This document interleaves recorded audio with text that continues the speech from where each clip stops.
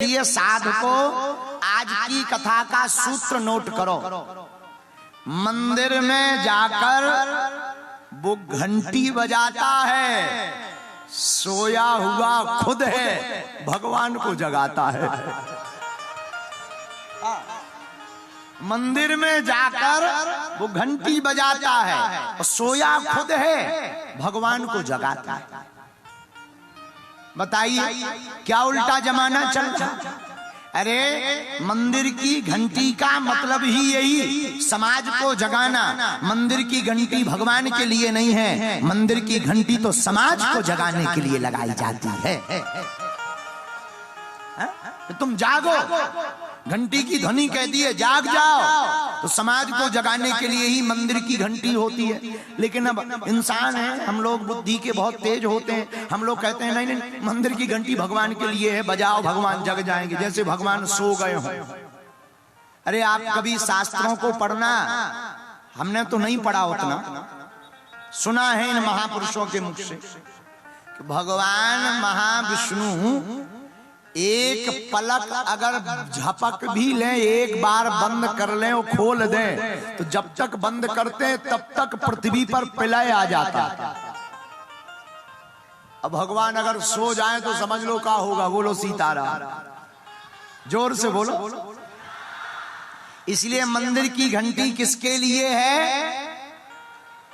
हमारे आपके लिए, हमको जगाने के लिए है। ऐसे ही भगवान की कथा भगवान को प्रसन्न करने के लिए नहीं है। भगवान तो प्रसन्न होते ही हैं, वो बात अलग है कि उनका स्वभाव बड़ा दयालुमय है, बड़े दीनानाथ हैं, पर भगवान की कथा हम लोगों के लिए। अच्छा, तुमने कभी भैंसियों की राम कथा सुनी? भैंसियों की रामायण सुनी? भैंसियों की रामायण नहीं होती। तुमने कभी घोड़ों की भागवत सुनी?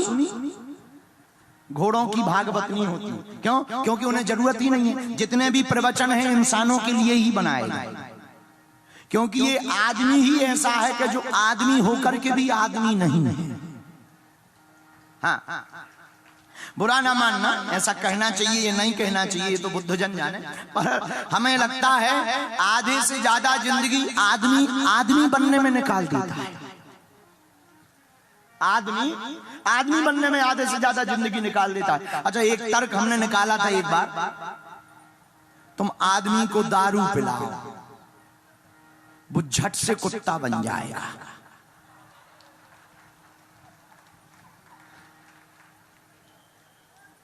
दो मिनट आदमी को तुम मदिरा पिलाओ, वो झट से कुत्ता बन जाएगा। कुत्ता को तुम कितनी भी पिला दो, वो आदमी नहीं बनता है।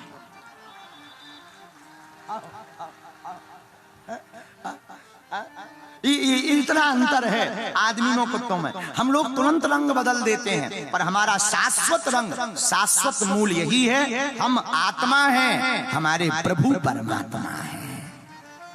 ये हम केवल बातों में नहीं कह रहे, शास्त्रोक्त प्रमाण है। ईश्वर भगवान के हम सब अंशज हैं, वंशज हैं। जब भगवान के अंश हैं तो भगवान का नाम है सच्चिदानंद परमानंद।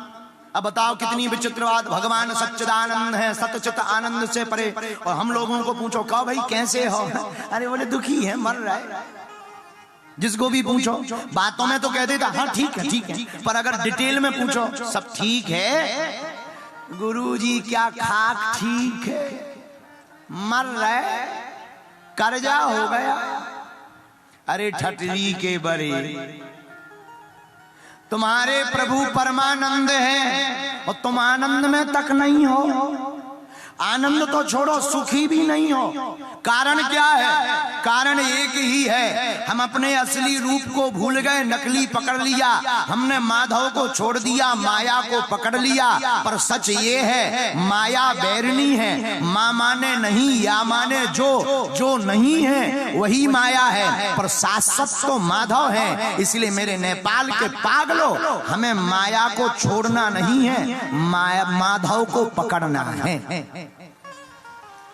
हम ये भी नहीं कहते कि तुम माया को छोड़ो, इसलिए नहीं हम कहते क्योंकि हम खुद माया को पकड़े। अब तुम्हें अगर प्रवचन सुनाए कि माया को छोड़ो, माया बेकार है, ये वो दुनियादारी, अच्छा बुरा ना मानना, ये बात बोलेंगे तो कई लोगों को बुरा लगेगी। माया छोड़ने के प्रवचन भी माया लेकर किए जाते हैं। अब देखो कितनी विचित्र बात है। और कहते माया बेकार है, माया बेकार है तो तुम्हारी भागवत पे क्यों चढ़ रही, इतनी बेकार है। इसीलिए हम माया छोड़ने की बात ही नहीं कर रहे, हम ये बात कहना चाह रहे हैं तो माया को बिल्कुल मत छोड़ो, जितनी तुम में दम हो उतनी रखो, लेकिन माधव को पकड़ लो, माया अपने आप छूट जाएगी। क्योंकि हमें इस बात पे भरोसा है, अंधेरा है तो अंधेरे को भगाने के लिए हमको हमला करने की जरूरत नहीं है, मुर्दाबाद नारे लगाने की जरूरत नहीं है। अंधेरे को भगाने के लिए प्रकाश को लाने की जरूरत है, पाप को कम करने के लिए पुण्य की जरूरत है, बुरी आत्माओं को सुधारने के लिए महात्माओं की जरूरत है। वैसे ही माया को छोड़ने के लिए माधव को पकड़ने की जरूरत है।